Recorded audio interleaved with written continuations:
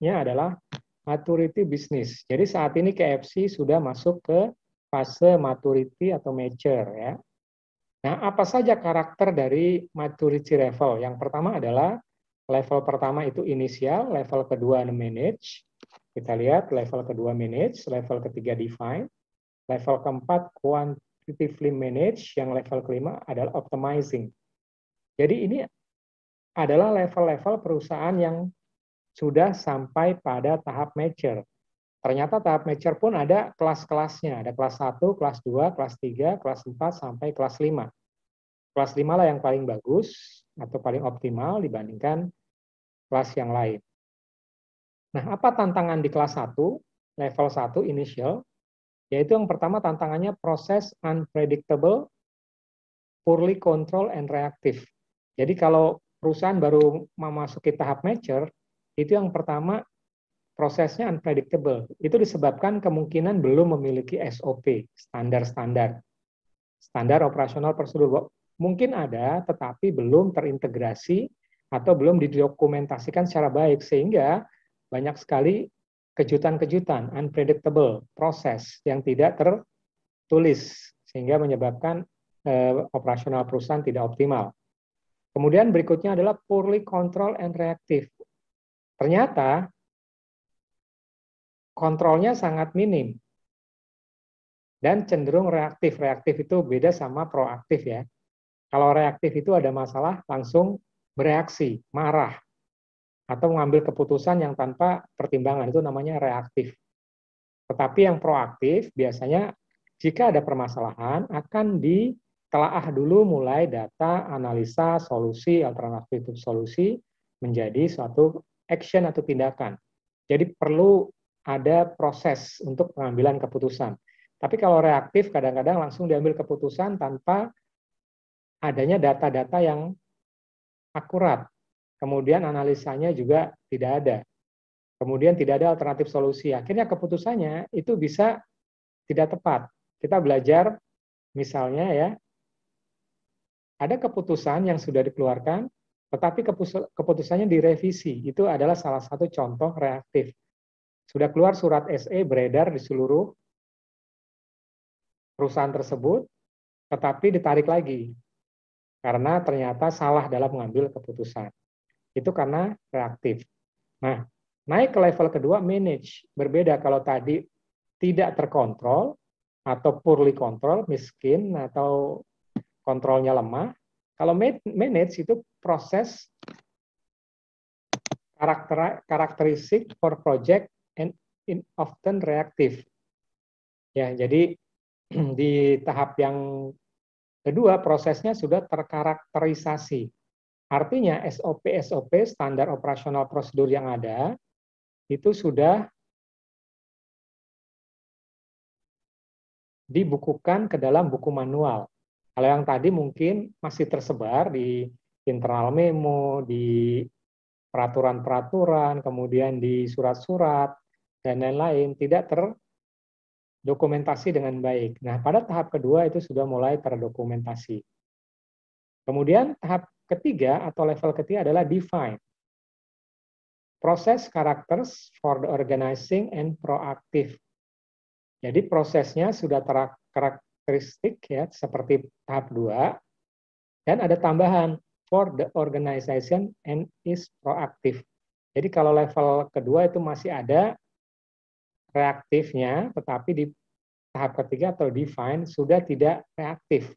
Semua permasalahan dibahas menjadi satu struktur permasalahan yang tadi data, analisa, solusi, dan seterusnya. Untuk mengambil keputusan. Nah, kita belajar dari manajemen Jepang. Manajemen Jepang itu salah satu proses manajemen Jepang yang proaktif. Dan untuk mengambil keputusan termasuk yang cukup lama, karena mereka kenal adanya manajemen konsensus. Manajemen konsensus adalah manajemen yang untuk mengambil keputusan harus ada masukan dari berbagai departemen. Even itu masukan dari karyawan yang paling bawah sekalipun itu akan diakomodir kalau menggunakan manajemen konsensus. Akhirnya apa? Pengambilan keputusan memang cukup lambat karena prosesnya lambat, tetapi keputusan yang diambil itu tepat. Berbeda sekali dengan perusahaan-perusahaan pada level startup. Kalau untuk level mature memang harus seperti itu, karena keputusan-keputusan akan berpengaruh terhadap bisnis yang sangat besar. Tetapi kalau bisnis yang masih mulai, startup, idealnya tidak menerapkan manajemen konsensus. Karena kalau perusahaan baru mulai menerapkan manajemen konsensus, itu akan ketinggalan oleh perusahaan-perusahaan yang lain yang bergeraknya cepat. Jadi kalau perusahaan baru mulai, biasanya kecepatan yang paling utama dibandingkan ketepatan.